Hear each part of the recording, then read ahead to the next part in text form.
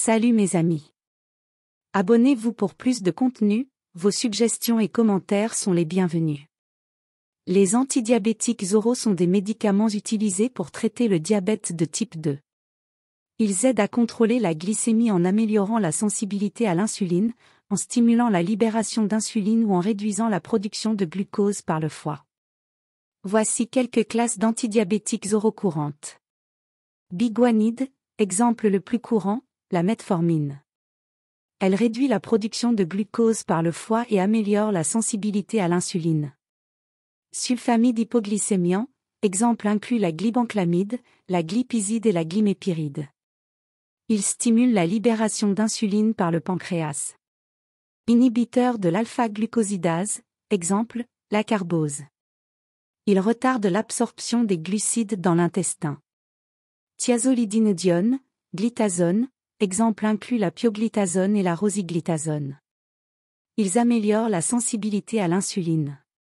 Inhibiteur de la dipeptidylpeptidase 4, DPP4, exemple inclut la sitagliptine, la saxagliptine et la linagliptine. Il augmente les niveaux d'incrétine, ce qui augmente la libération d'insuline et diminue la production de glucose. Inhibiteur du sodium glucose cotransporteur 2, SGLT2, exemple inclut la dapagliflozine, la canagliflozine et l'empagliflozine. Ils réduisent la réabsorption du glucose par les reins, ce qui conduit à une élimination accrue du glucose dans l'urine.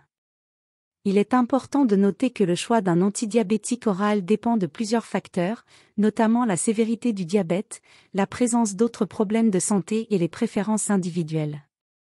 Seul un professionnel de la santé peut déterminer le traitement approprié pour une personne spécifique. Si vous avez des préoccupations ou des questions sur les antidiabétiques oraux, il est recommandé de consulter votre médecin. L'histoire des antidiabétiques oraux est liée à la compréhension croissante du diabète et de son traitement. Voici un bref aperçu de l'évolution des antidiabétiques oraux au fil du temps.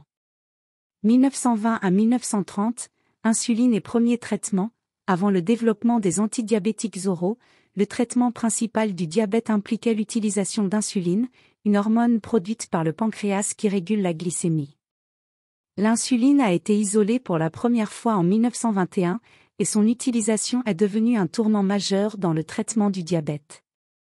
1950, introduction des sulfamides hypoglycémiants.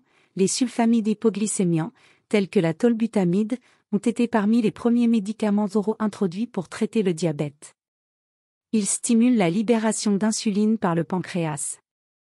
1957, découverte de la metformine. La metformine, un type de biganide, a été initialement développée dans les années 1920. Cependant, elle n'a gagné en popularité qu'à partir des années 1950 en tant que traitement sûr et efficace pour le diabète de type 2. 1990 à 2000, nouvelle classe de médicaments. Cette période a vu l'introduction de nouvelles classes d'antidiabétiques oraux, notamment les inhibiteurs de l'alpha-glucosidase, les thiazolidinediones, glitazone, les inhibiteurs de la dipeptidylpeptidase 4, DPP4, et les inhibiteurs du sodium glucose cotransporteur 2, SGLT2. 2000 à aujourd'hui, recherche continue et développement. Les avancées dans la compréhension du mécanisme du diabète et les progrès de la recherche médicale ont conduit au développement de nouveaux médicaments et à des améliorations dans les traitements existants. De plus en plus d'options sont disponibles pour les personnes atteintes de diabète de type 2. Il est important de noter que le traitement du diabète est complexe et varie d'une personne à l'autre en fonction de divers facteurs.